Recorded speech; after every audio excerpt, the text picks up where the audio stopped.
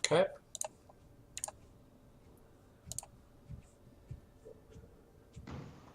Okay, can you hear me? Oh boy, the old sound call of Skype. I haven't heard that in ages. I'll turn you down. Okay. Let me start the screen share. Oh, you're so quiet. I could hardly hear that one. Okay, you see my screen? Loading first. Okay. So I don't need my thing open? No, you don't need anything Okay, open. great. I'll have my RuneScape open. God damn it.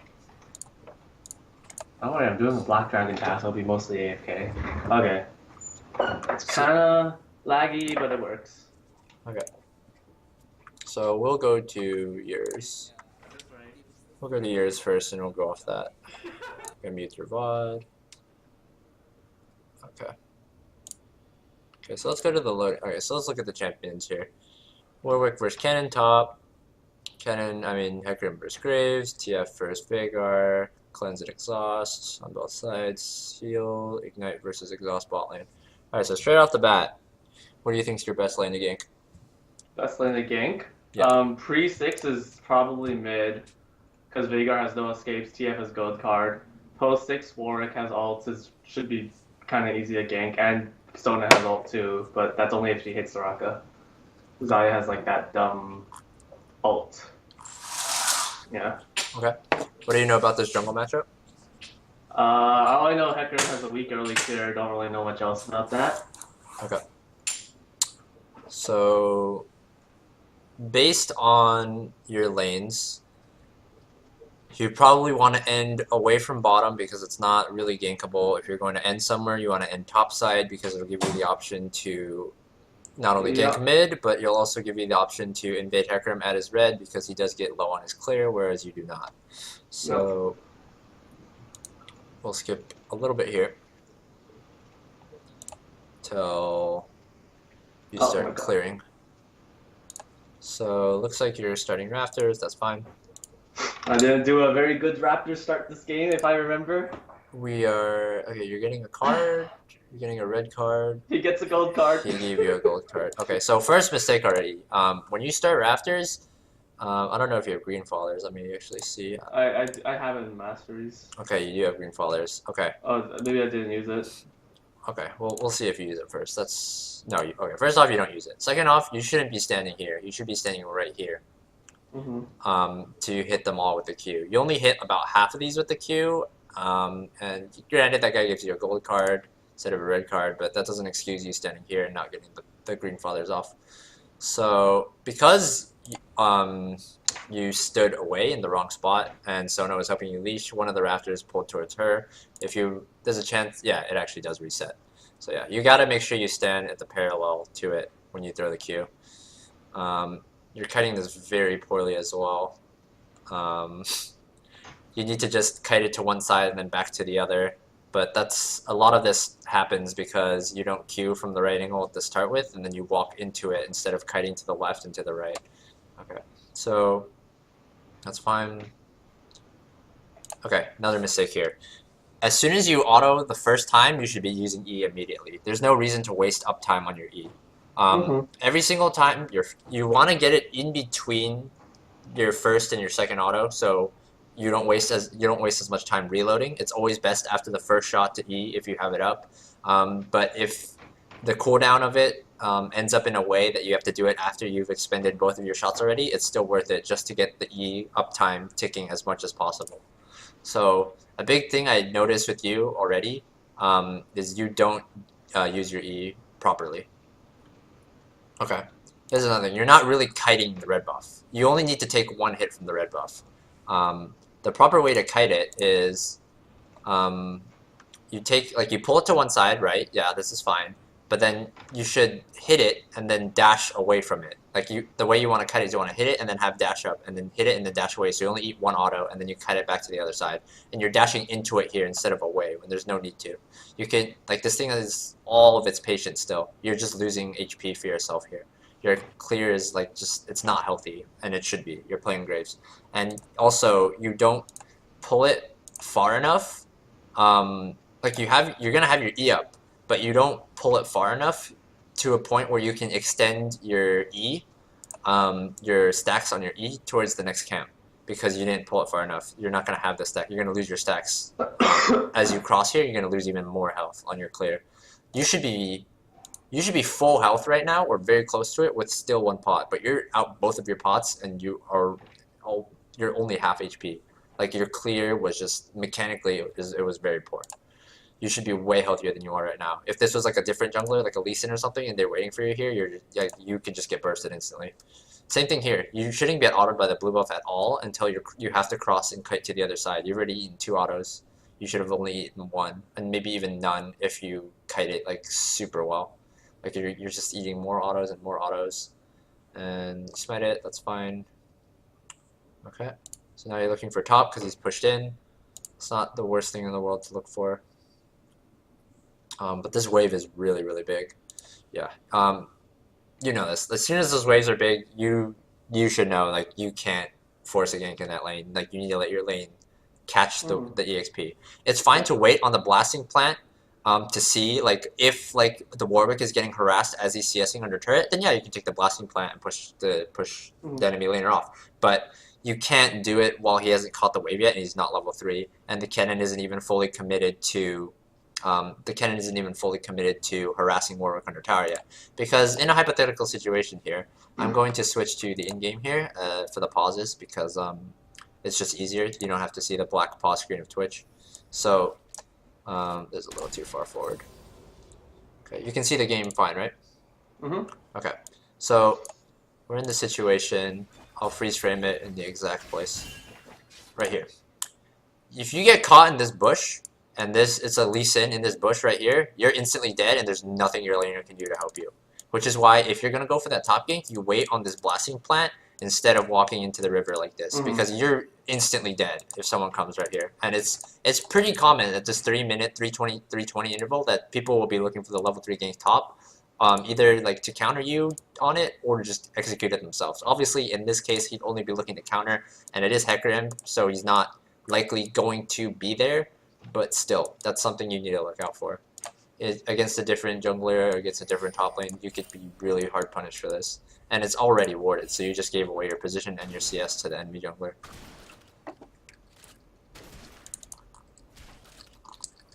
Okay, stop. I mean, like, is that something like I could know that it's warded? No, not necessarily, unless you've been watching like very, very closely, your lanes very closely. You can infer pretty like easily usually if it's warded or not. In this case, you don't know. I know you don't know because you haven't been looking at top lane at all in your first person VOD. But that's something you can know if you're watching the lanes really, really closely with your F keys. Okay, so you're still looking up for this. So this is fine. Okay. I'm gonna watch this gank in first person because it'll give me more information in first person. Okay, so I know you're on comms with him, so he flashes, he sets you up perfectly. There's the fear. Okay, you should flash right here, because the cannon is okay. Yeah, perfect. Because the cannon's already flashed. You know it's free. As soon as you see that in that situation, you should know he's just straight up dead. And yeah, mechanically, yeah, that's fine. Nothing wrong with this game mechanically. It's a good job. Okay, so now you're going towards mid. Okay, so I don't necessarily agree with what you do here. There's no reason to put that ward there. Right here, you're gonna place it down right here in the tri-bush after you kill Kennen. Yeah. There is. Wow, this is freezing on me. Lead client, why you do this? That's unfortunate. Okay, I'll just do it from here. There's no reason to place this ward here for 2 reasons. One, Warwick is gonna have to go back really soon, and Kennen is gonna either Warwick is gonna go back or Kennen is gonna TP and force him back, and he's just gonna come TP back, and Kennen is just gonna keep pushing that lane in. Warwick does not have enough pushing power to even get the lane to a point where that ward will be useful, and if you want to go ward for him, it's way more important to walk into the jungle and either ward his golems, so you know if he's gone for a full clear, or ward his red, or ward the bush next to the rafters. Because then you know what camps he's done and where he'll likely be, or you'll get a glimpse of him and you'll know what he's done based off of his CS. That ward is too shallow and it's pointless, and you're not going to be in any danger going for a deeper ward because you've already killed Kennen, and if he tries to TP, you just take the blasting plant that's over here, or you dash over the wall, worst case scenario, like the blasting plant isn't there for some reason. There's no need to put that ward there, it's too shallow. The idea of putting the ward is fine, it's just the placement of the ward isn't good. Because you're safe, you've already killed the top lane, there's nothing to be afraid of, you don't have to go for such a shallow ward. Is this still frozen? This is still frozen. I'm gonna reset this.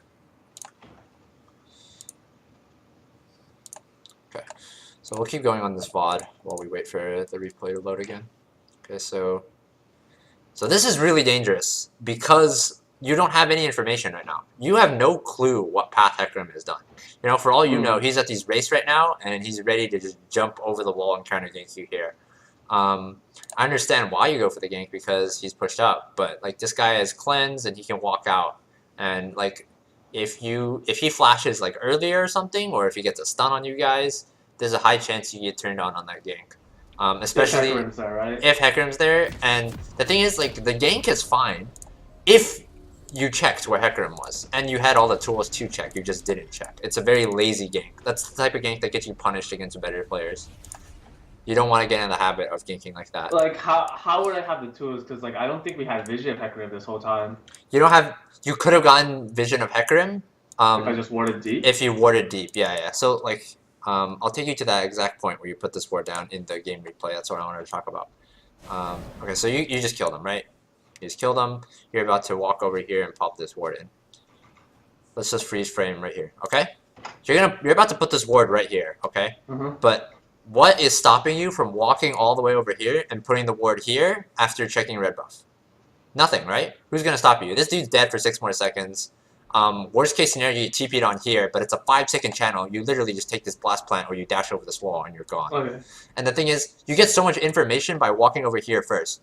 Because first you say, is the red buff gone? Okay, you know he started bottom side because bottom walked in the lane late. You know they leashed. So you know he started bottom side. So he's gonna do like 2 things. He's not gonna. There's no way he does blue, Gromp, wolves, and then recalls and then goes to red. But even if he does, like if you walk over to this red and you see that it's gone, then you know he's probably 2 places. He's either on these golems or he's in the base, right? Because he's gonna do the rafters like right after the red or right before the red, most likely. And you can actually just check all 3 camps in like the span of 10 seconds by walking over to the red right here, warding the golems, and then exiting towards rafters. You know exactly where he is, because if you don't see him in the top side after warding golems, checking red, checking rafters, then you know he's in the base or he's bot side right now, because you have the river clear, because you already have scuttle, right? Yeah. So that's literally all you needed to do, and you would have gotten a free. It would have been a gank where you know exactly if you're gonna get counter ganked or not, 100%. All you needed to do was just take 5 more steps in and ward the golems instead of warding this bush. Okay. So now that we've established this, we'll jump further a bit. Going back to your VOD. Okay, so you just ganked mid on Vigor. You got his flash. Now you're clearing your wolves. This is fine. You have 2 smites still. Kiting your goal. He's kiting your wolves. Okay. Should kite it upwards now. Good. Once again, you're not using your E liberally enough. You're holding on to it for no reason, especially when you have blue buff. I understand if you have no blue buff, then you don't. But like, look at all these like times. Like you have your E up, but you don't use it instantly. That's so much DPS you're losing on your clear and clear HP. Okay, smite that. That's fine. There's no real point in sitting here because Warwick's just gonna TP. You can get a little bit of farm. Okay, he got cancelled. Okay. I don't like this because there's another thing. It's a low chance Hecarim is like here. But if he is and you get stunned here, your laner can't help you at all. So you're just dead. And the thing is, like, that kind of harass isn't really going to do much for him because he needs to go back and TP and he's just going to heal up on autos anyway because he's already got a call, he's range, he's going to just be autoing the whole time. You're putting yourself at risk for harass that doesn't really matter, and you don't want to do that. there's not really much you can do for him in this scenario. He just should have backed. He's dead. Okay. Um, from what happened here, just catch the farm. Warwick should have TP. I'm pretty sure he still has TP in this scenario. You just wait for it. Just catch. Yeah, that's fine. Catch everything. The wave is already pushing. Okay, yeah, just catch that and recall. Okay. Alright, let me skip ahead a little bit. So you have 1,300 gold. You have 1,300 gold. That's kind of an awkward number here. Okay, no, does not. You should never buy Warhammer in this scenario. Well, what is this scenario? So this scenario, you have 1,300 gold. Okay. Here's the thing about Graves. If you have camps more than one camp to farm, and you want to do it efficiently, you need mana. So let me put it this way. If you want to do more than one camp as Graves and still have enough mana / HP to gank after, then you need mana regen in the form of your jungle item or at least the Hunter's Talisman. So it would be like red longsword boots. It would be 1,300. 1,300, yeah, red longsword boots or red double longsword. Both are fine here. Don't ever do Warhammer on your first buy unless you got like 2k gold and you can buy the red smite with it. Because it's just not worth it. And the thing is, Warhammer is 2580 and 10% CDR. 2 longswords is 2080. So you're basically paying 400 gold for CDR and 580. CDR and 580. Whereas like if you go double longsword boots, you get the movement speed. You trade 580 and 10% CDR for 25 movement speed, and in the early game, that's way worth it because you have to like in the early game, saving time buys you another gank, buys you another camp clear. That's worth way more than 10% CDR is going to matter in a fight because when you're ganking someone in the early game, either you insta blow them up usually or you don't. The 10% CDR isn't going to matter that much to you. Mm-hmm. It's good that you buy a control word though. What were you going to ask? You had a question? It's just like true for like most games, right? Then like Warhammer's just not worth it in the early game, or is there ever a case where it is good? I don't think it's ever worth it. If you're backing in a point where you can't get like if you want let's say you back with 1450, you can buy Warhammer and Hunter's Talisman. I don't think it's better than like Red Smite double longsword or Red Smite longsword boots, but it's an option. But yeah, I just don't think it's better, even in that case. And it's strictly worse in this case because it gimps what you can do.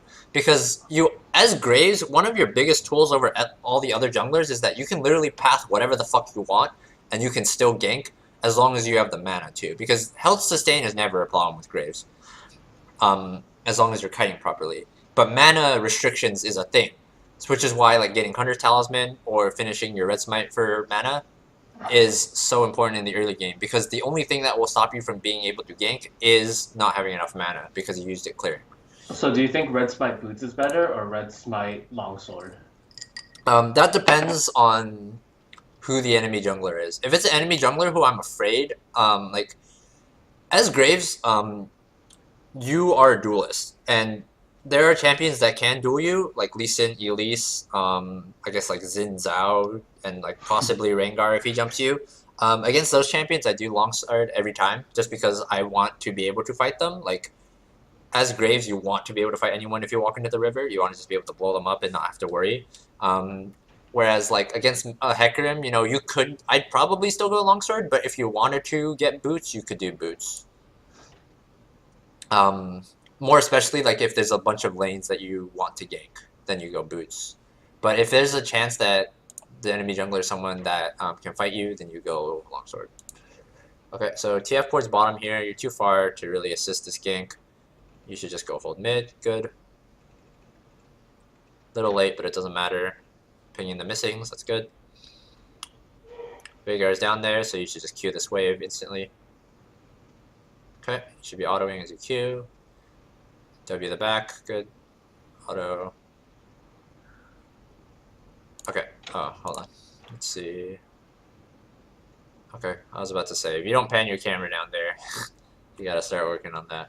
You always want to be watching what's going on in fights. This is kind of scary. It's gonna be okay. Ooh, okay. You made the mistake of okay, so there I kind of understand why, but I'm just gonna say it anyway, so you know. If you're playing around Vagar stun, you do one of two things. You either eat the stun immediately and then keep chasing, or you wait out the whole thing. You never wait out for a little bit and then hit it later. Like I understand why you did it there because you thought it was about to end and you wanted to chase him. But just in general, if you're playing against Vagar, you either tank the stun immediately and then just get out of there, or you just wait out the whole thing by juking around in the box. You never wait until the end and go because the CC stays the same no matter what. The length of the stun. So okay, so doing Raptors again. So you cue it from here properly. I don't understand why you cue it from here at the start of the game, but at this scenario you come and you cue it at the right angle. I really don't understand. I wanted Green Fathers probably, and then I forgot about it after he gold guarded it. Oh god. Okay.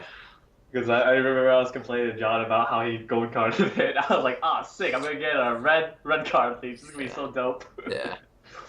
Okay, so same thing's happening here. Like you should, as soon as you cue it, you should be dashing parallel or to the side to not get autoed by it immediately. You never want to just walk up, blast it in the face, and eat an auto back. That's not what you want. You're supposed to be scared of this thing. You want to be kiting it away with your shotgun. And also, this is where the mana thing is starting to come into effect. You see, like you don't have enough to gank anymore at this point. Granted, a lot of it is because you fought Vagar too, but if you had Hunter Talisman or Red Spine right here, instead of, 81 mana right now, you'd be like 160 or 200, you know, still enough for a gank. Whereas in this case, you don't have any and you're not going to get any soon unless you take blue buff from your mid laner, which I don't care about like as much, you know, if you take your blue buff, you take your blue buff, I'm not going to tell you not to do it, but you don't even get the option in this case. Oh god, there's no need to comment on that. Okay, I will comment on this pink ward though. I don't like this pink ward at all. In this game, I don't like it at all because one, you are way stronger than Hecarim in a fight up until he finishes Trinity Force, which is a good like 7 minutes away from here if he's on decent pacing. There's no reason for you to ever be afraid of someone taking your blue, and especially. You especially never want to put this here if you're about to do your blue, because you don't give a fuck if anyone walks in at this point, because you're going to be clearing it all right now, right? You don't really care about anyone being here. You have a winning jungle matchup against Hecarim. You shouldn't be afraid of him at all. Like, you can walk up into his jungle and put the pink ward down, and there's nothing he can do to you, really. You have 2 escapes. You have a smoke screen that cooks the hell out of him, because if he fights you in it, he loses attack damage because his move speed's low. You have red buff to kite him, and he just can't kill you. He doesn't have enough damage to kill you. There's no need for you to be putting shallow pink wards and being afraid of him just because like you're Graves. It's like abuse the fact that you're Graves. Okay, so are you actually going to give? Okay, no, he just walked over. Okay, kiting it. It's fine. Getting your mana back. You can do Grump here. I would catch top first because he doesn't have TP. The way he's about to crash. Okay. Yeah, I should just committed to that. Yeah, like, from beginning. you pick one or the other. Yeah. You know, at that point, you just finish the Gromp. You're just being inefficient here. Okay. So it's good that you understand that. So I'm just gonna assume you're clearing Gromp here. You're good. You're watching your lanes. Why did you smite this? I mean, I didn't have red smite, so I didn't think I would be like using it. I just want to be full for if I'm gonna gank top. You have wolves here. Okay, you're going to be pretty healthy regardless because you have red buff regen. There's no need to smite that. Just save your smite for your wolves after. Even if you don't want to do wolves right now. Ooh. Okay. I think this one went pretty badly. Yeah. This is really forced. Okay, so this is what I kind of mean when I say you play in slow motion. So let's look over this gank in third person first, or like in the game client. So for starters, he knows you're in the area. You have no idea where Hecarim is right now. Okay, he's like golems for this. Yeah. Okay, so you're doing this. That's fine. Talked about this before. So also, the Gromp does less damage to you the longer it's been alive. Like that and your red buff, you would have been pretty full here even without the smite, but you've already gone over that. So initially right here, I I don't like you walking over here. I think you just dash into the you just dash over. Because like if there's a Hecarim there, you just ult back over this wall and you're gone. And then you know not to do this game. And there's a smaller chance that you get spotted dashing in this way. You also have blue buff, so like, and a Warhammer, so like your dash cooldown really isn't that long. So there seems like there's like a lot of miscommunication for this gank. This guy has already expended fear like way before you're in position to gank, even if you had dashed the wall. So just for starters, this gank was already kind of doomed for the first place. Let me see exactly the frame you see Hecarim, because that's pretty important. So you still don't see him yet, you still don't see him yet, you still don't see him yet. Your camera panning is really poor here. You need to be seeing more of the screen right here. Your camera's way too low. You need to move it faster. So you see Hecarim here. So you see Hecarim here, it's time to leave. Like, he's dead. Like, there's no scenario where you ever save him here. Because Hecarim is old. And he's about to get stunned like twice. He's dead. I don't know why you commit to this. As soon as you're in this situation though, you can still get out here. All you need to do is flash to the side and ult away, or flash downwards and then ult over the wall. You like this is what I say about playing in slow motion.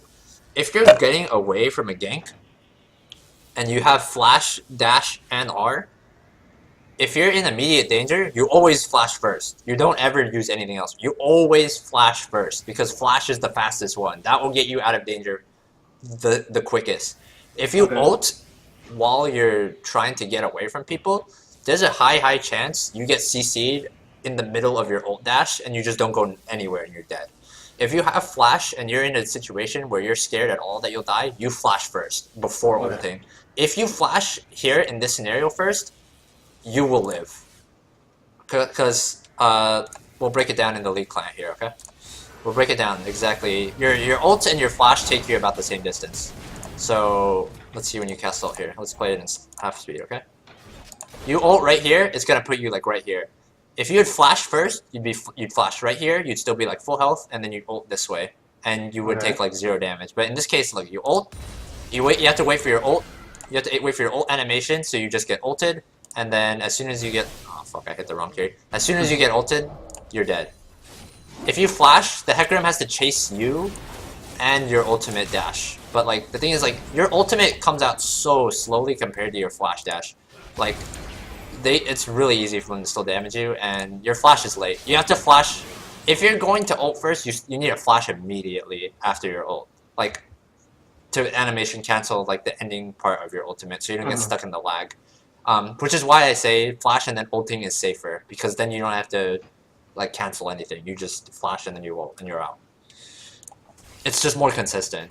Like you can still ult flash, but you run the risk of, if you do it slowly, which you did in this case, then you still get caught by CC and you still die. So that's about what happens here. So pretty poor gank in general, but you didn't have to die still. Okay, so you finish Warrior here, that's fine. It's a huge AD boost from just Warhammer. It's an extra 35 AD, so Warrior, even if you have to skip boots, is usually worth it. I don't think you're gonna sell refill here for a pink ward, but you should. You don't need refill anymore at this point in the game. If you're kiting properly, it doesn't do any damage to you. Yep. So yeah, missed opportunity to get a pink. TF goes bottom. Good that you're watching. You should head mid here. Head mid here. Ooh. You can dash over and head mid. Okay, you have time to do this. Yep. That's not too bad.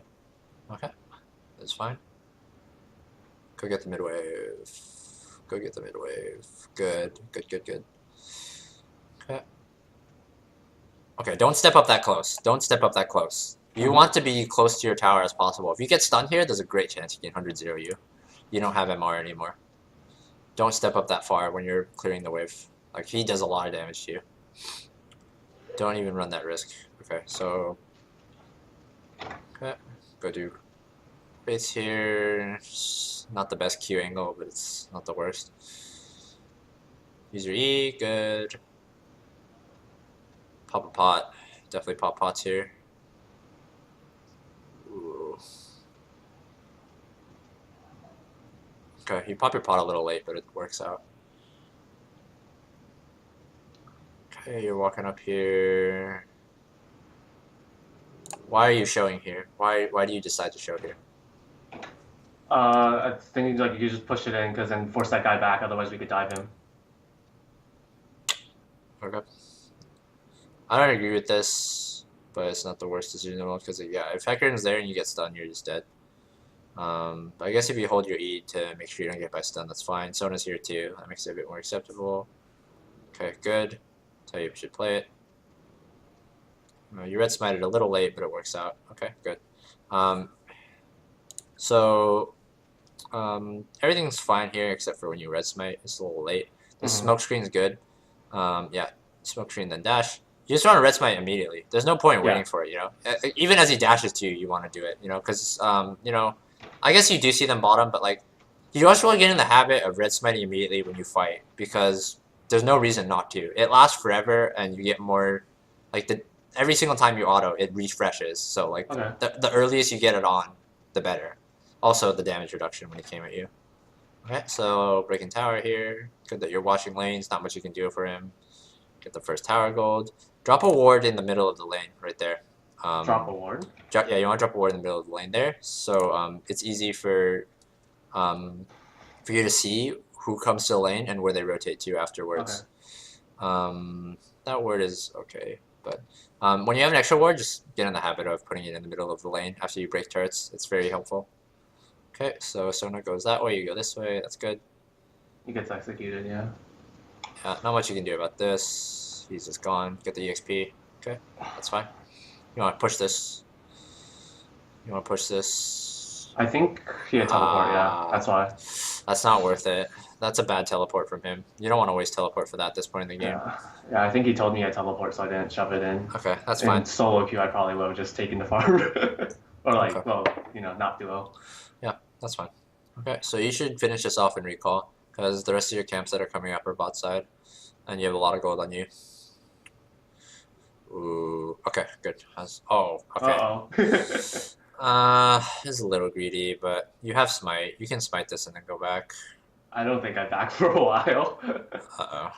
I don't remember though. This was like 4 games ago.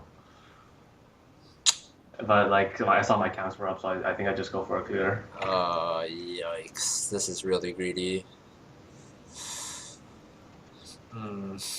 Okay, so I'm not saying you never do clears like this, but in this situation, you already have mid tower broken. You want to up the tempo of the game. You want to get top, like your top lane is getting destroyed. Let me go into that. Okay, you're 13-19 in the game. Let me see what your bot lane score is at this point in the game.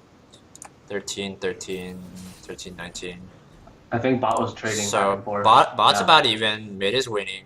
Yep. Top's getting Top's in a bad spot. He's down a level. He's down CS. You already broke mid tower. So you want to.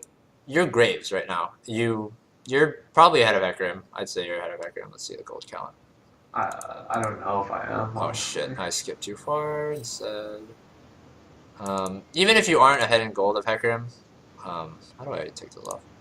Even if you aren't ahead in gold of Hecarim, how do I switch? Is it X? Yeah. Oh, 44, 81, 40. So you're about the same. Probably gonna be up like 100-ish. You're stronger than him because he doesn't have Trinity Force yet. You're still stronger than him, even if he. Really? Yeah, you're way stronger than Hecarim. Even if the gold doesn't say so much, because Warrior on its own is a way more efficient item than Trinity Force until Trinity Force components are completed. Until like the components of Trinity Force are completed into the Trinity Force itself. So you want to accelerate the tempo of the game, because you want to get this guy out of his lane, or you want to take this lane and stop and swing it from the 50-50 into your favor, because you've already broken mid. And you have a Twisted Fate you can roam with you with his ult. You want to accelerate the pace of the game. You don't want to slow the pace of the game by far. Like, you're not in a point where like you can't gank anything, and because you're in a point where you're strong and you have lanes that you can gank, which is why you don't want to take yourself out of commission on the map for this long doing all these camps. Yeah, there's a chance that you could go gank even after these camps. You'll be healthy because you're Graves, but you're sitting on You're going to be sitting on 2k gold. Maybe even a little more after you finish these camps, and you don't want to gank with that. You want to be able to buy and With get your your items, items, yeah. so you can brute force a gank. Like, if you go back after, like, if you go back, you buy your Phage, you buy your boots, you can just brute force a gank. Like, Warwick will literally just press R and you go 100-0 the cannon, easy. Same thing with mid. He flash gold cards, he doesn't have cleanse, QR, 100-0 easy. Same thing under this tower. Sona ult or culling on one of them, you QR under the tower, boom, that's 100-0, and then you take the turret. You have all those tools available to you if you just go back and then go get the stuff after. But you waste time here not only on your red buff, but also like just your map presence by greeting for these camps. Okay, so Bali gets a double kill here, Yep. which kind of saves your ass here, so you don't have to. I think I go for. What do I go for? I feel like I went for dragon here Okay. because like I knew they killed bot lane. Okay. The dragon here is not that bad a call. Let's see here. Okay. So bot lane breaks the turret. We get vision of Hecarim. You have vision of Hecarim here. And push him out. Okay. This dragon is free. And I see Veigar top, so I'm like, that dragon should be free. Kill the bot lane, mid laner's top. Yep, very free. Yep. If Hecarim comes, I think we could just kill him and like stop the dragon and just kill him because we have Lucian and me. Yep, completely free dragon here. Rafters before backing wouldn't be the end of the world. Don't smite this dragon here, by the way. It's not worth. It's not worth your smite. There's zero threat. You want to make sure you hold your smite. Okay, so Raptors here is fine. Golems is too greedy though. So it's not the worst. Use your E. Good recall. This is a complete waste of your buffs. Cause like, look at this. You're probably gonna recall off this blue buff, and let's take a list of everything you accomplished with this red buff. You killed your Rafters. You killed this blue buff. And you killed the dragon. That's not a good use of your red buff. I don't think you're gonna like what I'm gonna do after this blue buff. Yeah, this is. It's just so inefficient. Like, just you never want to waste your red buff like this. Oh no, don't worry. These buffs do get used. Oh no. Okay, so brute forcing this gank. Kind of iffy because you have so much gold on you. Dash first. Smoke screen. Okay. Could have potentially traded flashes with him or killed him if he didn't have flash by flash auto QR. Yeah, I don't know if he has flash, so that's why I didn't go for it. Otherwise, right there, I think I could have went for it. Your flash is way less valuable than his. But if you're not confident in your damage, it's not the worst thing in the world to not go for that play. So you got a total of like 0 use out of your red buff. Okay, Sona makes a good play here. Nice smoke screen the Hecarim. Okay. You should be kiting forward more while you're auto attacking people that clearly can't fight back. But other than that, it's fine. Okay, break the turret here. Get a red buff off Hecarim. So something I noticed you never do is you don't hit tab enough. So you don't ever CS count. No, I definitely don't do that. I'll give you. I actually have a Quizlet of like CS counting. I can give you after this. I'm serious. It's very important if you want to be able to predict ganks. Just straight off the top of my head, the normal path, red, wolves, blue, that's 5 CS. The rafters clear, rafters, wolves, blue, 6. red, gromp, that's 12. Full clear is 22, 23 is full clear with the scuttle. Gromp has 10? No, golems is 10. Oh, yeah, sorry, not golems. Okay. Yeah, golems is 10. So, like, and also, like, you can tell, not just from the first clear. Also, you can just keep adding like rafters is 6 and stuff. Like you do addition and like just like know like where people are just by like adding up like for CS from when you've last seen them. But the first step of being able to count CS and adding CS every single time you see someone is actually hitting tab, which you don't do enough. Okay, so now please God tell me you recall. You have like more gold than like your whole inventory is worth on you right now. And you're doing a scuttler after you've already killed their top laner and broken top turret, and you already have mid turret dead. What in the hell are you doing? TF is gonna make it to catch most of this wave. Why are you showing again? Oh god. Oh god. And you're last hitting too. Oh god. Oh, you're gonna go do your wolves, aren't you? Oh no. What are you doing? Okay. Okay, he wants. Okay, okay. Whatever takes you, whatever gets you to recall. If it takes your top laner, taking your camps and whatever, you need a recall. Thank you. I Bye. think I wasn't thinking at the moment, and I remember I was looking for Cleaver. I started typing Graves inside the search, so I brought up Grail. Okay, I don't like longsword here. The cleaver's fine. Um, let's run down their team again. Kennen, Vhagar, Soraka, Zaya, Hecarim. Every It wasn't enough single to get the Merc Tread, or like the no magic though. Well, I guess I would miss the ward then, right? um yeah, you could have just sold your refill pot for the ward. I like the refill pot. Refill pot is 60 gold. It's basically a pink ward every single time you sell it. No magic is really, really important here because Kennen's base damages are still relevant and Vhagar can one-shot you in a combo without it. The cleaver health isn't enough. You really want to go towards Merc Treads here instead of the longsword. But other than that, the buy is okay. You need to sell your refill. You need to be less greedy with your refill. Like, you need to sell that shit way faster than you are. Okay. Okay, good. Sitting in the box, not hitting the stud. Chasing here, you see Hecarim, you should back off here. Ooh, what are you doing? That guy's dead. There's no point. Okay, he's not dead, but him getting out isn't because of you, and you shouldn't be walking over anyway. Coming here to clear the wave is fine, but don't be walking up to chase like that. You get flashied by Vhagar, you're dead. You get flash Hecarim ulted or like ghost into Hecarim ulted, you're dead. Oh god, you're stepping up far. Okay. I'll play this fight out first, and then we'll talk about it after. So he's insta dead. I made a mistake here. Yeah. Okay, there's no need to talk about that. So what happens here is, once again, you wait too long. If you're gonna ult the wave, you do it immediately. Like, would my ult alone clear the wave? Because I thought I needed to Q ult, and that's why I walked up a bit further to hit the Q. Okay, even if you want to Q ult, you could have done it from a little further away. Okay. That's the big thing here. I don't think ulting the wave here is a good play anyway, but if you're going to, then you need to commit to it faster, either by queuing earlier or ulting earlier. Also, your smoke screen placement here is really, really poor. I'll show you it in more extent in the game. I think it's a little easier to show in the game because your camera is kind of off. Here. Your smoke screens are very iffy. Okay, so if you drop your smoke screen right here, you're gone. But you shoot it like into Mexico, like right here. I'm not really sure what the thought process is on this one. Because that smoke screen literally does nothing. This guy's literally just gonna prance around it really happily. This person's gonna walk in a straight line, not get hit by it, and these people are already in front of it. Regardless, you get out because you flash, but you might have even needed a flash, and then there's no need to talk about what happens over here.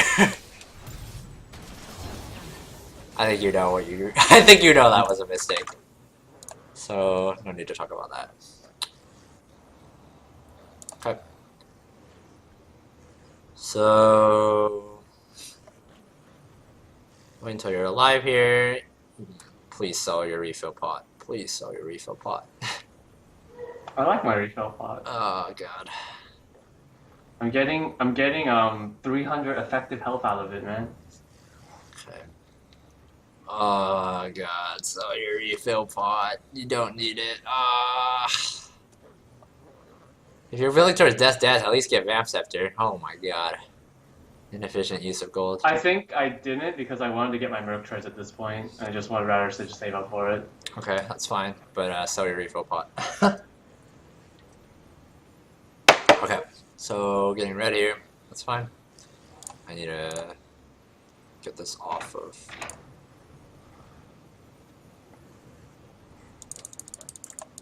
Uh-oh. It froze again. Rip. Whatever. Okay. So your team's pushing mid here, and you go to grab bottom. Okay. Q the wave from behind all the minions. Don't step up past a few minions and then Q. That's just inefficient. Make sure you're behind all the minions before you Q. Okay. Warwick's doing blue. Go rendezvous with him. Yeah, I think like we knew like Hecarim could be coming right now. Okay, that's fine. I'm pretty sure we saw him on the ward up there, and he showed mid, so we're like, okay, this is fine. Okay. Drop your ward. You drop the pink ward there. I mean, your trinket ward as you back up. Okay. Top's getting aggressed on. Like we saw Hecarim like cross through mid, so we're like, oh, we need to go to Baron. Do another mid wave here. Okay, never mind. Your team's fighting. Yeah, fight this. Red smite. You didn't red smite. It's late. If you had red smited here, you'd be dead instantly. Okay, it's fine. Keep going. Let Warwick lead. Why did he walk in a straight line? You need to red smite this dude immediately. Red smite. Red smite. Red smite. Oh, it's a little late. Your positioning is very suspect here. Oh god. Okay. Okay. I need to replay. I'm gonna replay the fight for you in the replay. So whenever I do sessions with people about team fighting, I'll always watch it in full speed once, and then we'll break it down in half speed afterwards, so I can show you exactly what you did right in a fight, what you did wrong in a fight. I understand team fighting's very difficult in the moment, but it's you can break it down to very simple things, or like break it down to like simple cues to or simple like patterns. So where are we in this game? We are 20 minutes and 51 seconds in. Okay. So let me pull up the scoreboard, take out this interface, 20 minutes, 51 seconds. So we are chasing. Where are you? Let me jump back a little further. Okay. Jump back a little further. Okay, so this fight starts in the river. Hecarim goes way too deep. Yeah. We see, yeah. This fight is fine. This part of the fight is fine. Just put all your damage onto him. Okay, so this one isn't as blatantly bad to not red smite. You did have 2 at the start of this fight, which is kind of why I was on your case so much for not doing it. He'd be like instantly dead here already. But you don't end up having to ult for it anyway, so it doesn't hurt too much that you didn't red smite here. So fight continues. You want to keep hitting this thing. Yeah, you want to keep hitting this thing for your E cooldown as you walk. In fights, if you're not immediately going to be needing your auto for something, you want to be autoing anything in the area to get your E stacks up and keep them up. So yeah, good that you kept autoing here. So there's the silence field. You walk around it. That's fine. Warwick gets caught in it. So here comes Kennen. Immediately, you need to cut to this side. This down and away here. You want to red smite this dude, Q him as he comes towards this wall, and down and away. Down and away, down and away. You don't want to get stunned up here with these guys up here. You get stunned by this Kennen, you're very liable to die from all these guys right now. Because this guy isn't tanky, this person isn't tanky at all, and this dude's off in Mexico. Like, there's no way you win a fight from this position, how it goes right now. Because this guy's in Mexico. If he was close to you, then yeah, maybe you turn and you frontline for him and you fight. But because you're outnumbered here, because this guy's away, you need to kite away right now, not forward. Yeah, I don't think we like acknowledged where Lucian was at the moment. Because I remember afterwards we were like, where was he this whole fight? Yeah, but in general, like, even if he is here, you don't want to be up here. Like, you don't want to be stunned right here, right? You just use your dash. Like, I don't know what we got vision of Kennen. I mean, like, he's clearly here. I'll back up a little bit. Like, he's clearly envisioned by before he ults. Yeah. Like, you have enough reaction time to know, like, where he is, like, as soon as he ults. Like, you don't see him yet. Like, obviously, you don't see him, you don't see him, you don't see him, you don't see him, you don't see him, and you'll see him. I'll even do it from your POV. I'll do it from your POV. Maybe that'll be more helpful. There's a little too far. Let's go to right here. So, 55. Okay. So you don't see him, you don't see him, you don't see him, you don't see him, you don't see him, you don't see him, you don't see him. You see him now, okay? As soon as you see him coming in, he's AD, so this ultimate doesn't immediately lose you guys the fight. But as soon as this guy is here, there should be alarm bells ringing in your head. Like, there's a bunch of people up here, and there's a dude flanking from the side. You want to be away from these people, because you're going to get stunned. There's nothing you can do about getting stunned. You know, at this point, he's already in a position where you can't get away from the ultimate. But you can make sure you're away from the rest of the team, so while you're in a state of stun, where you cannot get away from these guys, you want to make sure you're in that state away from them, so you take the least damage while you're helpless. But instead, you kind of stop to auto him here. Like, we'll watch it in slow-mo here. You have a good amount of time, but You have your E here. You have your E here. You have all of your cooldowns here. Your red smite's available. Your ult's available. Your E's available. Everything is up. Your first manner of business would be dashing away, and then your second manner would be to smoke screen to cut off the rest of their team from coming in. Okay. So you do like none of these. You turn to auto him. You're stunned right here instead of potentially being stunned right here. And it's a pretty easy, like, you can tell, like, you're smart enough to know, like, you don't want to be over here. Because the only reason you don't die is because these guys bitch the hell out. Like, they with all their knowledge, like, of Kennen, like, obviously they knew Kennen was coming a long time ago. They should have been right here instead of right there, and you should be dead instantly. Because I'm pretty sure this guy has all of his cooldowns. Yep, you're dead instantly. You don't get punished as hard. You don't get punished as hard as you should because they bitched out and they're over here instead of right here and killing you instantly. But that doesn't mean like that doesn't excuse like what's going on. Also, you red smite a little bit late. The red smite is fine, but like as soon as he ults, you should be red smiting for the damage reduction. Like, even though you'll lose some of the duration to put the auto damage on him because you're stunned, it's more important that you live at this point from his ultimate and his autos. So you should be red smiting immediately. It's not the latest red smite, you know, he gets only like 1 or 2 ticks of his ult off on you already, but like it can be faster is what I'm saying. Yeah. So auto here, and this ultimate is probably the most criminal part of this fight. I understand why you're doing it, but like look at it, like you are gonna die. You're basically trading. Part of it, like, it's more excusable because like just getting him killed like in trading 1-for-1 is a thing, but like just this situation arises mainly because you didn't dash to the side immediately as he came in. Because like imagine like you're gonna put the same damage on him from here as you would here, but you'd be ulting away and you'd be gone, you know, out of the fight. You'd be disengaging and killing him at the same time with your ultimate if you position yourself better at the start of the fight. But instead, now you're gonna have to flash away here as you get exhausted. Oh, you just dashed away. Okay. Okay, that's fine. And then you W late. Okay, so I'll break down now. Ideally, like if you played the fight perfectly, I'll just run through like exactly what I would have done here. So you guys are chasing up this dude. This dude though, like holy, I don't know what he was doing. That was such a terrible play from him to split off here. Okay, so Kennen comes in. As soon as that ult comes out, red spike should be on right now. You should dash to the side. Dash to the side. I'm just gonna play out like theoretically like where you'd be. You'd be right here right now. You would Q him as you would normally. You'd keep autoing him, and you'd press R. You keep autoing from right here. He gets to this HP, and then you press R, and he's dead, and you're right here. And then as they come chasing into you from this way, you drop a smoke screen, and Warwick gets out with the Sona speed boost and your smoke screen. And also, like, but from this situation, you should be smoke screening like right now, like right here, before you dash away. Yeah, like when I play Graves, I don't really know how to use my smoke screen, honestly. Okay. Like it's always like just a retrospect. Like it's just kind of like when I'm in a fight, it's just like, oh, I should use smoke screen. Just kind of throw it down somewhere. The best way to think of it is just use it as like a Veigar stun. No one wants to walk through that shit. Basically, just like use it as you would a Veigar stun. It's a zoning tool. Like that's the best way to think of it. Just think of it as like an AOE like stun. Like obviously it's not an AOE stun, but that's the concept of how you should use it. Like this smoke screen is just so pitiful. It doesn't really do anything.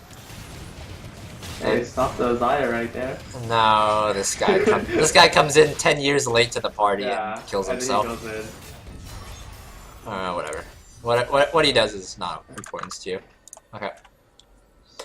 So let's keep going through this VOD. So after the fight's over, you go farm your wolves. Pings on the dragon. Kind of sketch, but not the worst thing in the world to go for. Twisted Fate still has ult. Illusion just cleared it with a plant. Yeah, and otherwise I was thinking I could use my red trinket, or not red trinket, but the ward thing. Yeah, okay, that's fine. Okay, you want to be dashing for. You want to get this done fast. You know, you don't want. You want to be dashing to do it. Obviously, once it gets low, you want to save a dash to get over the wall, but like you can get in a good 1 or 2 dashes on it before it gets to that point. I understand, like, you want to hold the dash for the wall, but you can still use a few. You have enough mana too. and it comes up fast enough. Especially once you have Cleaver and Warrior. You have so much CDR at that point. So your treads here, that's good. So your refill pot... I guess you don't need to in this case. God. I hate seeing it that late. I'm telling you, man, it's effective HP. You don't need effective HP this late. Alright. Walk to your rafters, that's fine. Do your rafters and then go set up Baron wards with Sona. Even these rafters are a little greedy, but it's acceptable. You do it pretty fast. Dash, dash, dash, dash, please. Okay, good. TF is going in. You need to see what's going on. Use your F keys. Don't pan your camera. Just use your F keys. Get in the habit. Okay, your team is going to rotate to bottom. You can clear mid-wave here before you go. Just Q it. Q it, back up. Don't know who's behind him. Clear the minions, and then rotate to bottom with your team. Good. Lucian, not sure what he's doing. Fight starts. Not a bad smoke screen. Okay, a little overkill on the ultimate. Not the worst thing in the world. Yeah, I was hoping to hit the people behind too. Yeah, that's fine. Okay, back up, back up, back up. We know he doesn't have ult. Yeah, dash down, dash downwards. Okay, so in downtime and fights, like stuff like this, where you see that like you have minions to hit, you always want to dash around to get like stacks up, and because your stacks will refresh as you hit turrets. So like if you have a free chance to dash and then like hit some minions and then like hit the turret after, your cooldown on your E doesn't go down with the turret, but like in this case, like it's just a free dash, you know, like you're gonna get it reset off the minions, and then you'll have it again if you need it to leave. And if a fight starts while you're hitting the turret, you'll have like 2 stacks prep before the fight starts. Okay, so Kennen kills himself. It's good. Twisted Fate going ham. Good play. Back up. You can't really do anything here to the Veigar. Just back up. This is really bad idea. Good. Back pings. Good. Drop your ward in the lane and then get out of here. Ooh. Yeah, just drop. Oh, you put it in the bush. I mean, it's better in the lane. Okay. Like, I don't know. I never really think about lane wards either. Okay. It's not something that really occurs to me. Okay, you picked it up a little late. Oh no, don't tell me I just saw that. Oh no. Oh no. Did I... You just sold your pink ward instead of your refill pot to buy a pickaxe. Yeah, if I put my other pink ward... If I put the pink ward down, then I lose my old pink ward. Don't ever want to see this again. He's just sitting here, like, giving me vision on my blue buff, you know? It's lovely, so I don't need the new pink ward. Oh my god. Your refill pot should be sold before 15 minutes max every single game. I don't ever want to see you with your refill pot later. Why though? Because it's like, not if necessary. I don't need the gold. You need a control. You can always use another control word. Boom. There's a way to use it. It's always a control word. It's 60 gold as you sell. You wait for another 15, you got a control word. Boom. There's your buy. I think part of it is like I don't really know how to use the control words. Like I know some uses, but like a lot of time I find it just sitting in my inventory and then I sell it to like reach the last 50 gold. Okay. It just feels bad. Okay. But like with a refill pot, like I always like usually remember to use it in fights, and that gives me like 300 extra HP if it lasts long enough. He's dead. Yeah. Okay. So immediately you should just be kiting away. You can fight this once Warwick is here, but you need to be kiting away. Okay, good. Re-engage once Warwick's here, blow up the Straka, good. Don't waste your ultimate. Make sure you don't walk through that. Okay. Waited out the Veigar stun, that's good. People are getting rooted. You're very indecisive with this fight. Okay. Your indecision kills you in this fight more than anything. Let's break this down. 25-14.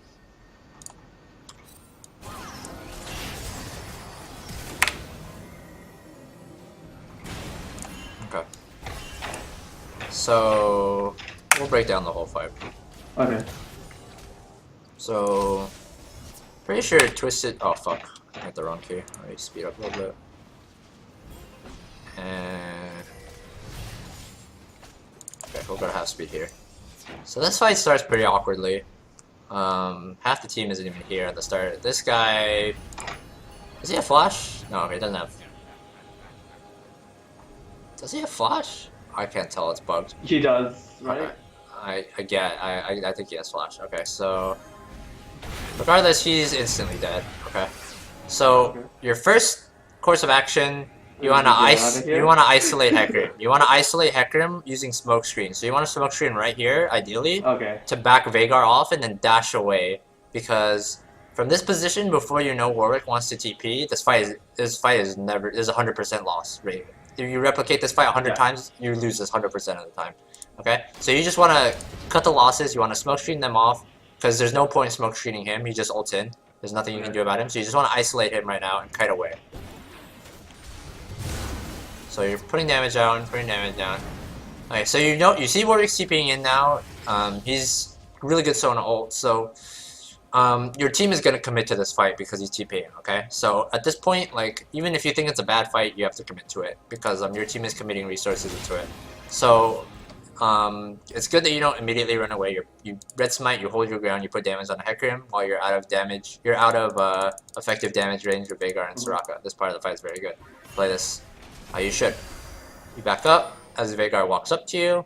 Perfect. You don't want to overcommit before the TP comes because you want to be as healthy as possible when it comes so you can follow up on whatever he does. So you're gonna get hit by the redemption here. Not much we can do about that. Okay. Okay, so the fight separates here. These guys are out of your range right now. You can't commit to that. Warwick gets a good fear on Soraka. I think you have cooldowns. Okay, yeah, so use them on Soraka there. That's good. That's fine. It's a bit overkill, but you needed to make sure she died. Okay, so now the fight will continue this way to the Veigar stun. Obviously, you don't want to walk into this Veigar stun. Warwick makes a very sketchy play by going for this ultimate.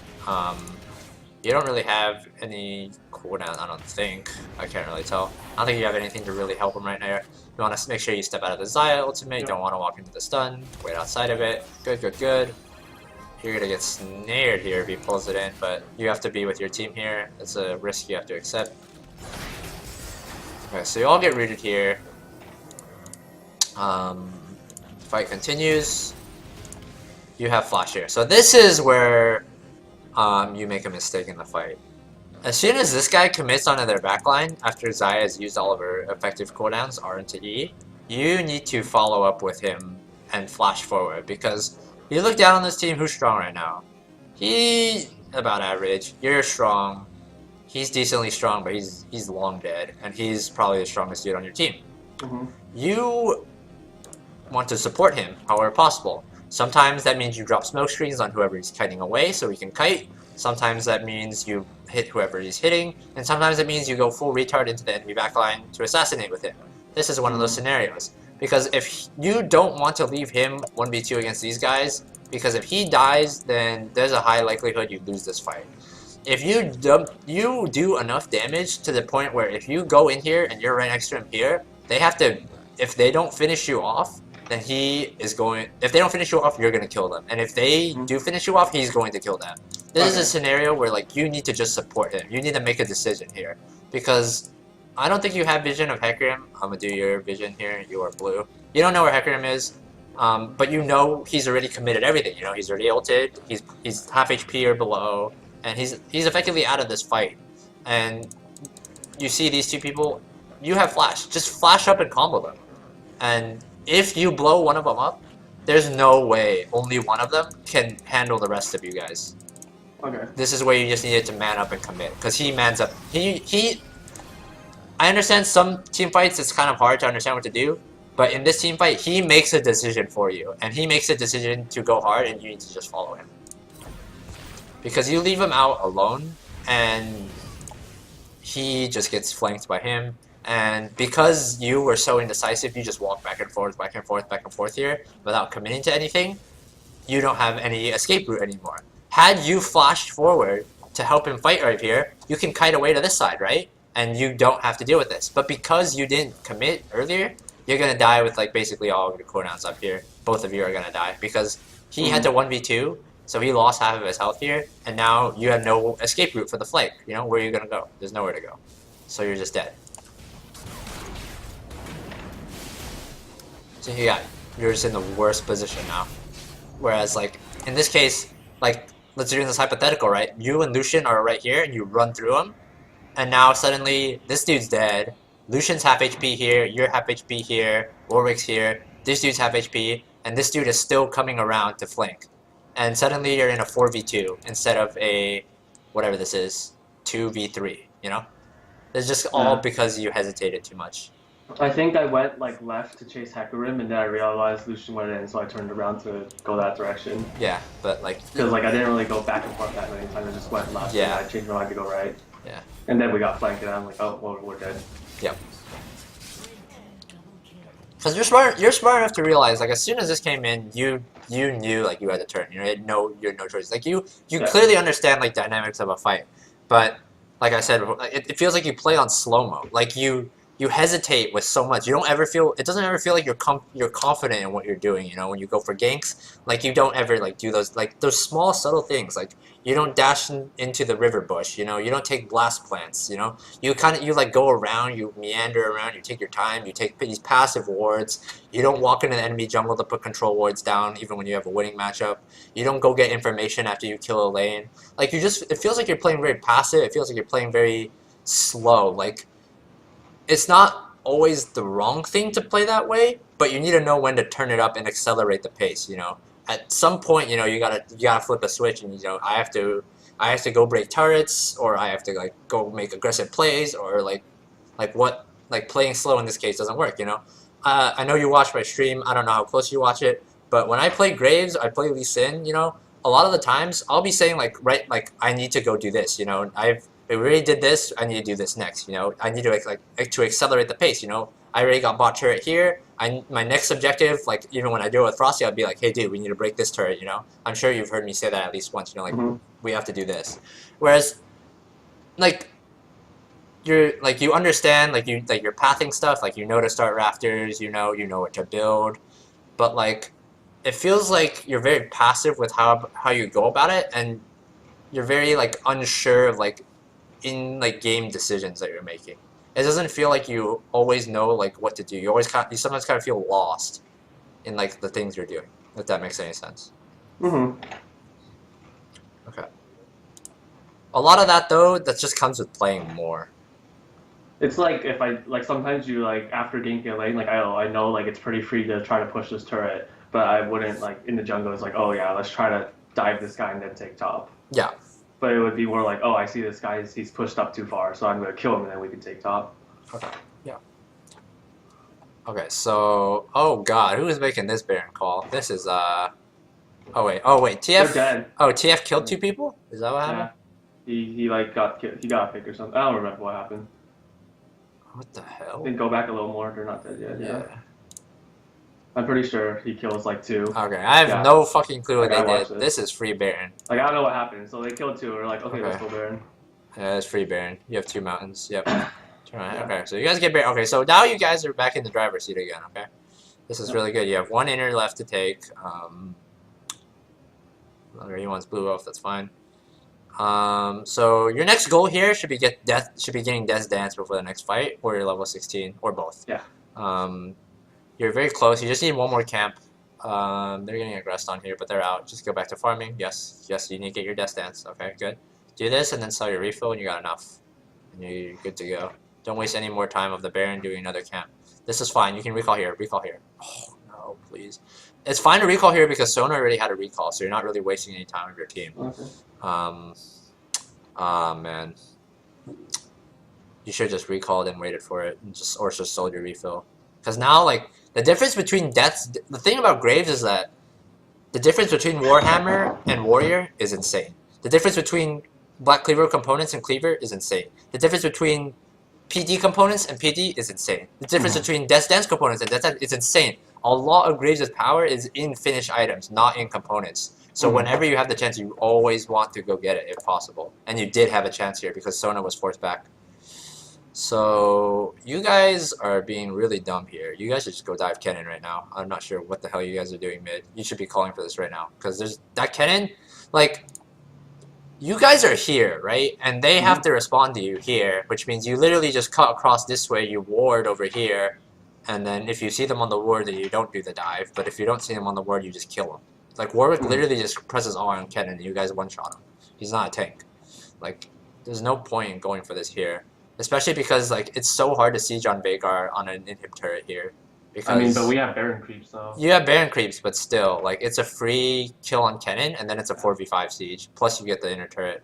Like, Warwick gets killed here 1v1, and like, it's so hard, like, to do anything here. Like, look at what Veigar can just stonewall your push by himself. Whereas, like, you have a guaranteed play to just go kill Kennen, and instead, Kennen 1v1's Warwick, and then he makes it in time to flank here, and suddenly you guys, all your Baron's gone. That's another thing I see with you. You don't ping very often, and you don't communicate with your team very often. This isn't the worst thing in the world. There's a bunch of people I've coached who have the same problem, but if you're if you're in the interest of winning every game, like, you gotta communicate more than you do. Like, whether it's with pings or whether it's with just typing, like, you gotta communicate a bit more. When you know, like, things are wrong. Like, I'm not saying you knew this play was wrong, but like, I know there's a lot of situations where you know things are wrong, but you don't say it or you don't communicate it fast enough, and like, bad things happen because of it. You know, like, people tunnel in League of Legends. Like, every elo, you know, plat, gold, whatever. You know, people don't always see anything, which is why it's so important that if you do see something, you shouldn't assume that your teammates see the same thing. So that's why you should always be pinging, just for the safety, you know? At worst case worst, they say stop pinging me, you know? Like, it's really not that big a deal. Okay. So, no need to review the last team fight. It wasn't really a team fight as much as it was a slaughter. Nothing really to go over. You kind of just got flanked and died. So now your team's running it down mid again, which is, once again, not what the play you should be making. Like, there's only one inner turret left. You guys should just be consolidating onto that. Your team is inting again. Uh-oh. Not really much to say about this either. You should dash away immediately. Late dash. Still gotta get out here. I think your whole team's dead. Just hit front line. Yeah, this fight is just lost. Ooh.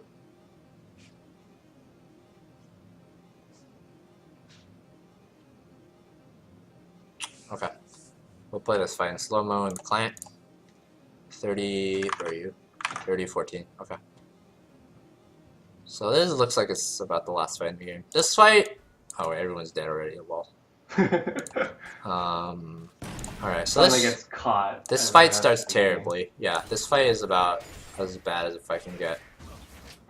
Killing the gold brace. Alright, so this isn't necessarily your fault. You and Lucian have red buff and stuff to do. They shouldn't be this far up without you. I don't know what they're doing. So Sona's instantly dead.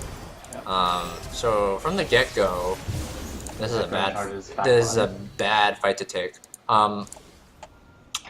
Right here, you should just dash immediately first, because you already know that this fight is going to be really hard to win, and you probably don't want to take it. So you should dash out immediately right now, this way, because it'll get the E cooldown ticking faster, because you're probably going to need to get, like, you know, like, you're gonna have to dash away immediately. Like if this guy goes in, you're gonna have to dash away anyway, right? I mean, like, I have ult and flash, so I was thinking, like, I could just hold it and use it together if I really need a dash away. It's still better to get the dash ticking earlier, because you get the armor ticking earlier, and like, maybe if you're further away, he doesn't try to commit to the fight at all anyway, right? And again, you don't want to take this fight, right? So, if anything, maybe you dissuade, and if any, like, at best case, you dissuade him from going in at all, and worst case, he goes in anyway, but your E comes up faster. Okay. So, let me play this in half speed. Caught in the stun, and I know we're gonna lose the fight here. But just try to put down damage still, because Lucian comes in. Okay. So, this is another fight where you have to follow... If you're gonna have any chance of winning this fight, you have to follow Lucian again. This fight is a long shot from the very get-go, but against a team with like Soraka, you have to prioritize hitting Soraka first, because if you hit frontline and kite, it's really hard to win a fight, and in a 4v5, if you're hitting frontline and kiting, it's basically impossible. It's a 4v4, because Kennen is pushing, but the same thing still applies. It's very hard to win a fight if you're only hitting what's in front of you against Soraka, because that's what she thrives on. If you don't have anyone to go with you, then you take what you're given, which is hitting front line. But in this case, where your team understands as well that Soraka needs to die and they go after her, you need to follow with them. Like, you need to just flash in and pop her here with QR as soon as there's a Veigar stun, yeah. Yeah, but like, you can flash in like right here, you know? Okay. Same time as him, you just flash in and you pop him. Because that's the only chance you're going to win this fight. You're not going to win a prolonged fight because this guy's just going to TP in, you know? Eventually, you know? I think he's TPing like right now, isn't he? Let me see. There's like the silence field. I don't think he TPs at all. Oh, he just walks? Oh, fuck, I hit the wrong key again. I think he like starts to walk and then just goes back to pushing top. Oh, let me see, yeah. We'll watch it. I'm pretty sure. Right. Oh yeah, he just runs. Okay, but regardless, like, that's your last chance to win the fight, really. Yeah. Just blowing him up right there, because like, there's no way he ever gets this kill. Okay. Yeah, no way.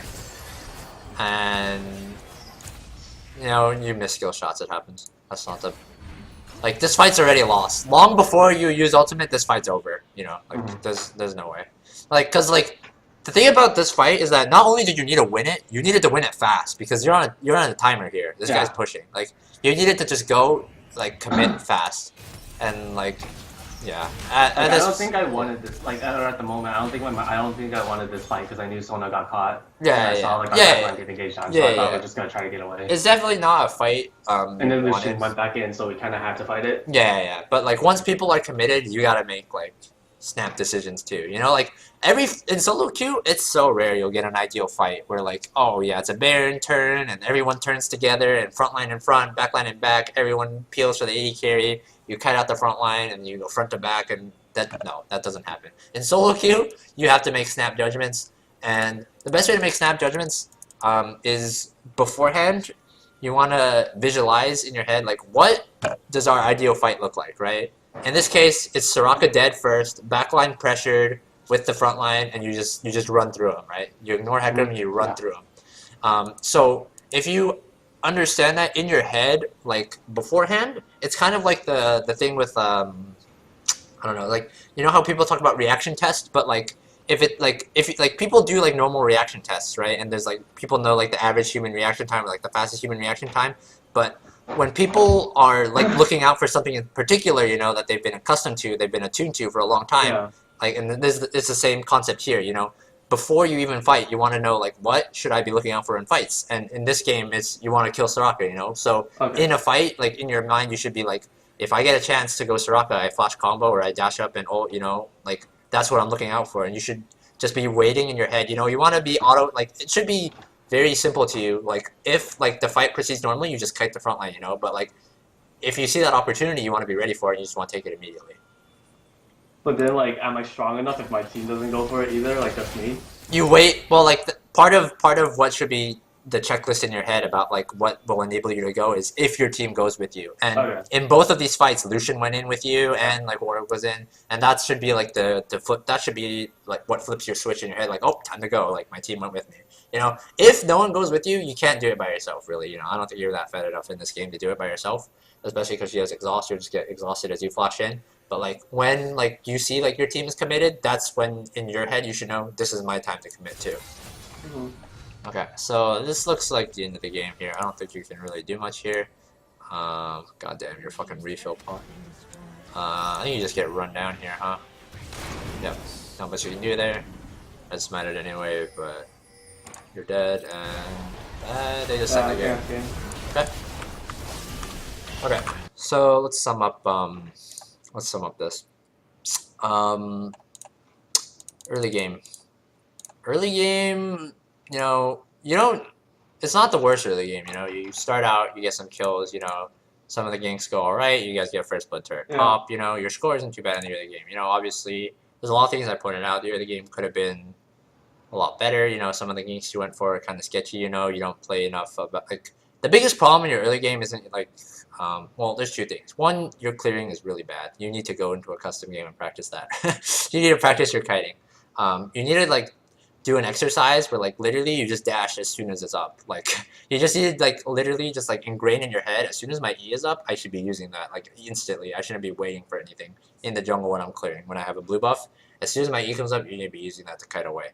And two, you need to stop being so afraid of the enemy jungler unless his name's Lee Sin, Elise, or like I don't know, like Rengar, Olaf's and Zhao. Like if Uh, if that's not one of the junglers, you need to just man up and go get deep wards.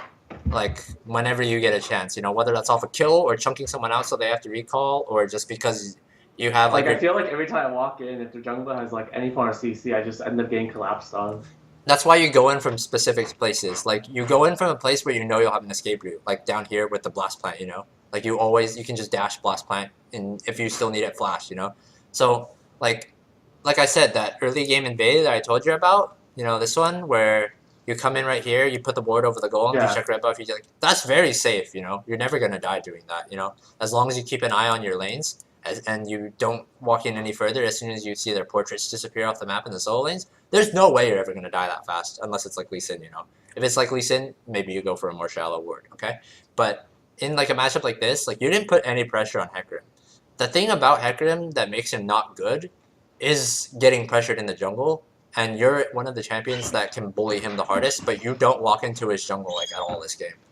You need to get out of that like more passive mindset and like embrace the fact that you're a motherfucking dude with a shotgun who just blasts people. Like you gotta man up. You gotta like impersonate Graves and just man up. Like yeah, but my bullets got nerfed. You gotta man up. And team fighting, you know, like that's, you know, it's not the worst team fighting I've ever seen. It's not the best team fighting I've ever seen. You just gotta be more decisive, you know. Like mechanically, you know, you miss a few ults. Some of the Q angles could be better. Your smoke screens are trash, but like, you're like I can see the mentality of like how to fight. The baseline of it is there. It's just that you don't do it fast enough because you don't have enough reps on it. You know, like it's like you're like I said.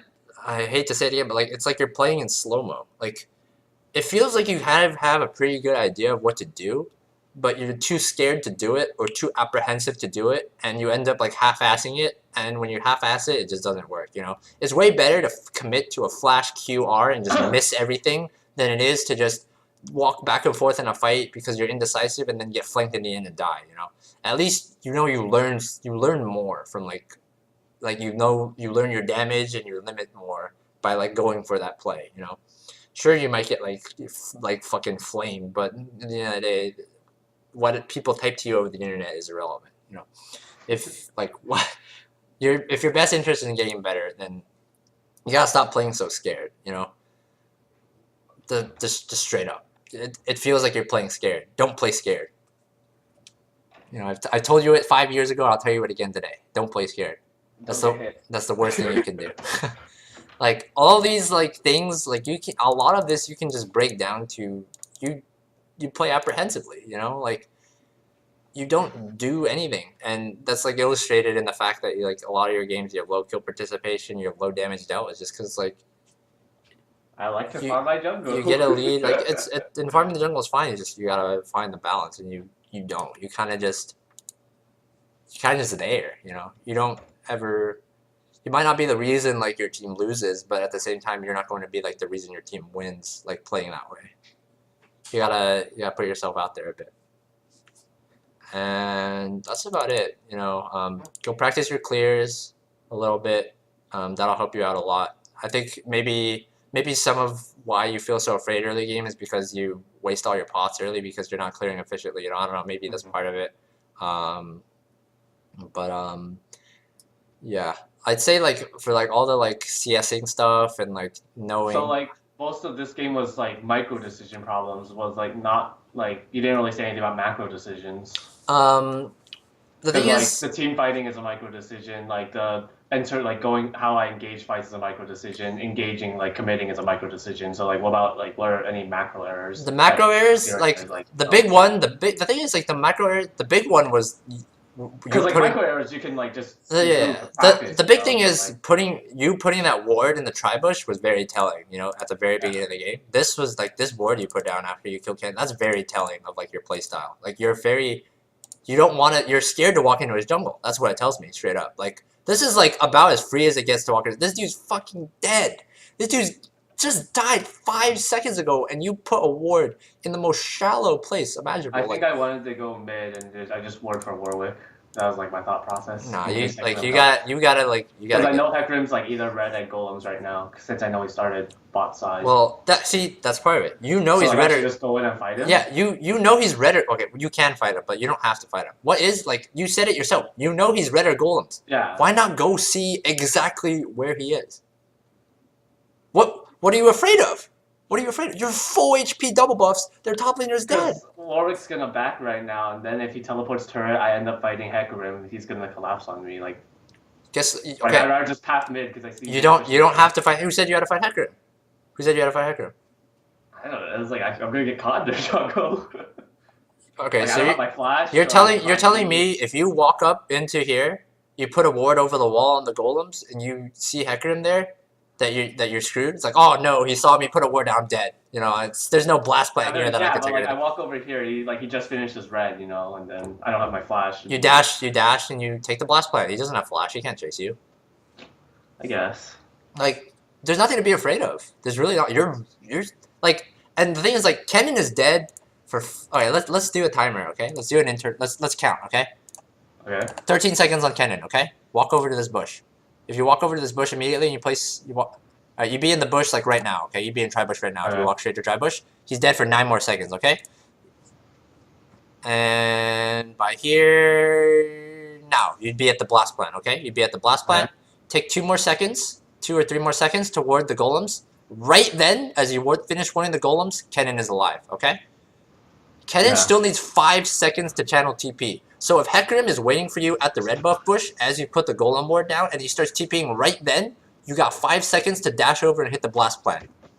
And that's saying he snap reacts to you, okay? That's saying he sees you walk like immediately as you're going to try put the board down, and then he snap TPs to you on spawn. It's not realistic, okay? It's not realistic you'll get caught there at all, you know? It's not happening. There's no reason to be that afraid. Especially because you're Graves, and especially because Hecarim is like, here, I'll bet you right now. Hecarim, when you kill Kennen, he's going to be 300 or 400 HP, and he's going to be on red or golems. He's nowhere near in shape to fight you, okay? Let's bet right now. I'm betting you he's going to be 300, 400 HP. If you went there and went to fuck with him, he would back the hell off. Not even a chance he tries to fight you. Let's look right now. Oh, wait, I gotta wait for this to load every time. Yeah. So, the only reason I didn't harp on this more is because if you don't understand Hecarim's clear as much, I can understand like why you'd be more afraid because you think he's healthier than he is, but he doesn't clear that healthily. So let's see. You go. Let's jump. Let's speed up until you kill Kennen. Okay. Speed up. Speed up. Speed up. We'll go 4x. Okay. Kennen's dead. Okay, he's 400 health. Okay, he's 400 health. You walk over here. He's gotta take the blast plant. He's gotta be on these golems. You walk over and ward these like you'd be warding right No. now. Oh fuck 400. me. Fuck me. Basically. Oops. Yeah. You'd be warding like. Oh wait, fuck. I'm so bad at this. Okay, you'd be warding. I say when you hit here, okay? That's when you'd be warding the golems. Yeah, just about. That guy's gonna fight you? That guy's gonna fight you? No way. Yeah, I mean, I guess in Yeah. this case, because I'm full of double buff. And just putting this ward right here gives you so much info, right? Because you can see he's 12 CS right now, and 12 CS means he's cleared everything, okay? Which means he's gonna finish these, he's gonna recall, he's gonna go down, okay? Yep. So you know where he is the next minute off of just one thing. One thing changed. Walking past here to here and putting a ward. You get all that information just for I mean, one what am I extra. going to use that thing? I'm probably just going to go back to farming my jungle after I gank, right? Like gank mid and go back You to just farm backing your bot lane at 4:30 and they don't die to a Oh. gank. That's it. That's all you need to do. Okay. Yeah, that's all you need to do. Or just say like Hecarim bot, you know? Just telling your team Hecarim is bot right now. Be careful. Okay. That's it. That's all you need to do, you know? It's completely fine to farm as long as you track the enemy jungler. I'm gonna show you something. From one of the clips I had yesterday when I was trying really hard. and I was counting CS, okay?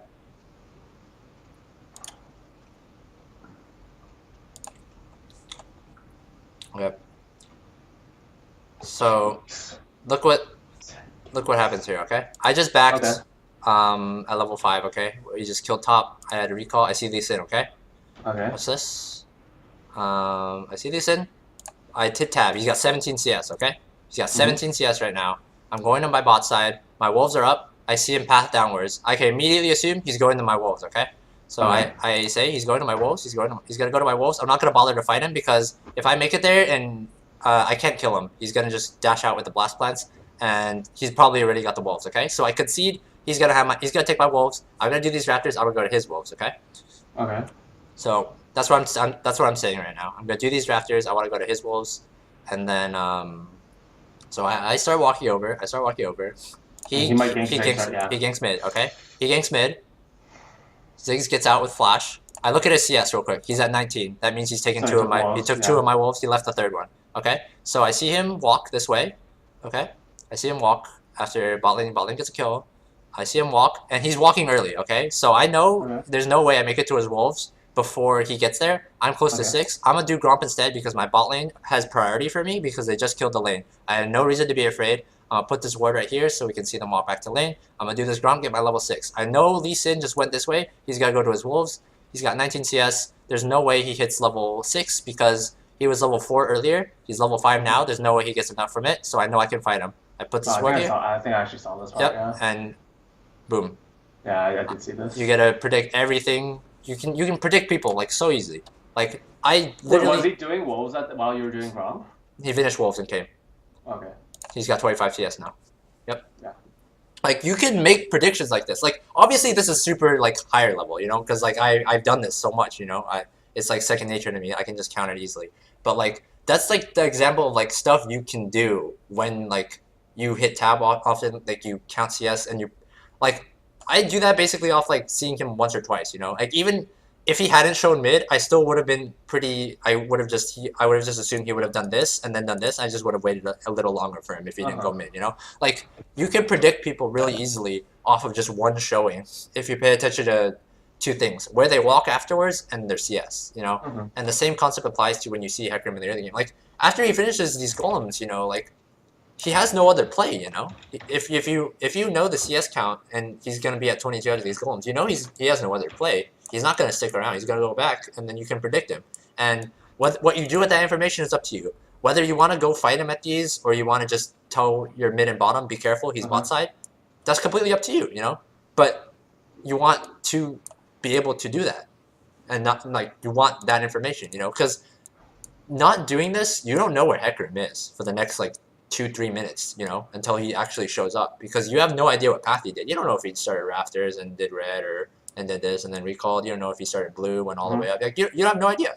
You have no idea. But you could if you just put 5 more seconds into walking over and putting this word, you know? Like it seems like such a small thing, but like what you can infer from one spotting is just so big. Like, and that's like, I guess that's that's a macro decision really, more than anything. I guess. And the thing is, like, a lot of these macro decisions you make through... Are you fucking kidding me? A lot of... Expect to reply in 2K17. Lol. Like, a lot of these macro decisions is really hard for me to judge them because I don't know... You don't have any knowledge of Hecarim. You're kind of just guessing this whole time, you know? Because you never walk in. Like, junglers, like... The people who are like, you say like, oh my god, like when I play in like low elo, it's like I have a map hack, but it literally feels that way just because I put like one word here for like a minute, like I put this word here and I put this word here, and then like just if I see him. Hold on, I don't see anything right now. Oh, did the screen share die? No, but it's just like you're saying I put this word here. I have no idea where you're covering. Okay, if I put like this word, like I put one word at the rafters or I put one word at the blue, like. And I put one word here or one word here. I see them, like, and I see which way they go from here. Like, oh, can I please tell me? Okay, I'll just do it from here. Okay. If I put one word at the rafters bush, right, and I see he goes upwards, So he's gonna be doing golems I know over exactly what he's gonna be doing for the next like 30 seconds to a minute. He's gonna be doing golems or he's ganking top, and I say, yo, watch out top, watch out mid. Yeah. Same thing with this. You know, if he goes downwards, he's going to the river to gank. If he goes upwards, then he's going into wolves and then clearing out the rest of his jungle. If he goes downwards to the Gromp and then crosses back, then I know exactly what he's doing. And that's just from like one ward, you know? I can literally just do the scuttle and then put the ward right there and then back up. And it literally takes me 5 extra seconds, and suddenly I know where Hecarim is for the next minute. Because even if he doesn't show on the ward, then I know he's doing topside camps. If he does show on the ward, then I just look and see where he goes after, and I know where he is after. And then, like, you can base, like, your micro plays should be, or your macro plays should be based around what the enemy jungler is doing.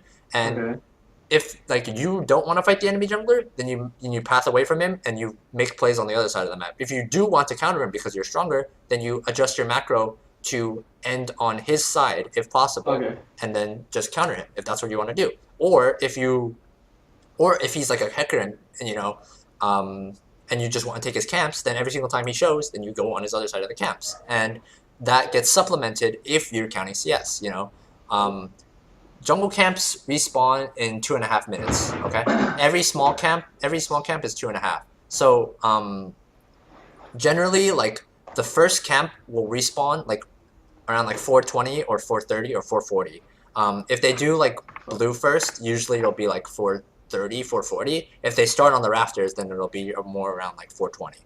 Okay, so like based on that information, you can like infer like where people are gonna go, and if they show up, you can infer what camps are up. You know, that's just another part of macro. You know, it's hard for me to judge your macro in this game, and it might feel like I didn't give you much advice on macro because I can't just predict like where someone's gonna be if you don't give me any clues the whole time. You know, it may very well be a good macro play to go for this gank, but I won't know that because you don't ever get information on Hecarim, and like that's what separates like a good jungler from like a bad jungler. You know, like a good jungler, he picks his ganks based on the knowledge he has. You know, and a bad jungler, you know, like he'll gank everything, and then like if the enemy jungler just happens to be on the other side of the map, he never gets counter ganked, then you get fed to a point where you can just gank anything anymore. You know, you just brute force at that point. You know, you get like 2 or 3 that work, and you just brute force everything. But that's like why like a lot of people who play champions like Lee Sin, like they're so inconsistent because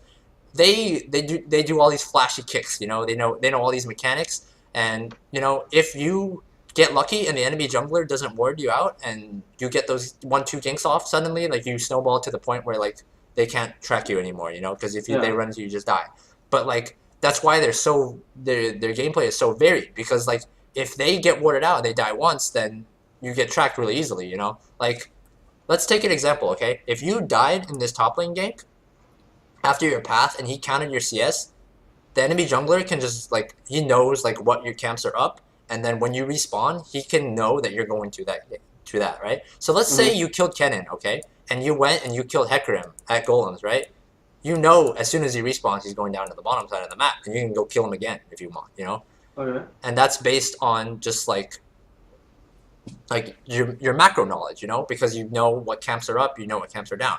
And like a lot of macro, like it's not micro to go put a ward down, but like a lot of like your macro as a jungler should be predicated on like guessing, like based on like clues, you know. But like if you never walk, like this is why I was like preaching more about like you need to just like man up first, because like you're going blind, you know. You're playing Clue without the clues. Like you're just fucking guessing, you know. Like sure, every once in a while it's gonna work, you know, maybe a slightly higher success rate than playing Clue without clues. But like ganks, like this one, like literally, this is a perfect example. You have absolutely no idea where Hecarim is, so you brute force this gank, and guess what fucking happened? You fucking die. Hey man, he engaged early. This is like, yeah, shit. I wasn't ready yet. It was played poorly. Maybe if he just ulted Kennen before Kennen got his ult out, you know? Yeah, the micro was poor, but like in essence, you know what I'm talking about. Like this happens because you're playing like blindfolded. You don't know where anyone is, you know? Like, and yeah. your micro will save you sometimes in this. Like if you micro, like I talked when we went over this play, like your micro could have saved you, Yeah, I could but have moved away. at the end of the day, like this happened It because could have been prevented if like I yeah, just warded and knew where it was. and you knew where it was. Yeah, like you can judge where a jungler will be like very easily. Like I'll just do one more example and we'll be done. Okay. Um, Hecarim starts bot side. Okay. Hecarim starts bot side, and you have your mid laner ward rafters at like 130 in the game. Okay. So as soon as you want like Hecarim, that ward will usually die. If he full clears the bot side of the jungle, that ward will usually die as he's doing the rafters, okay? But just from him doing the rafters, you'll know basically exactly what he'll be doing the rest of his route, and then you can just play around that. Like all you need is to spot him one time. That first like spot. I think like I understand like the early game clears. Like I usually be able to tell if their top laner or bot laner is missing mana, and then from there kind of infer where they're gonna be if they haven't ganked yet. But like after the first back, I don't really like know. Well, the thing is, like, after the first back, what you need to do is, okay, so that's why you just need to spot him on the first back, basically, because, like I said, you see Hecker at the golems here, you know he's gonna go bottom, and then you just have your bot lane play around that, and for the next track, you do one of two things. You either walk into his bot side and you put a ward on his blue, or you walk into his top side, you put a ward on the rafters. If he doesn't show on your rafters ward after like a minute and a half, yeah, if after like a minute and a half, you know he's trying to gank or he's in your jungle, okay? Like you can infer off that. It doesn't have to just you see him. You have to. You can know where he is without seeing him. You don't have to see him to know where he is. You can just predict. So, yeah, that's about it. I'll send you the Quizlet real quick. Okay. I'm gonna stop the recording now.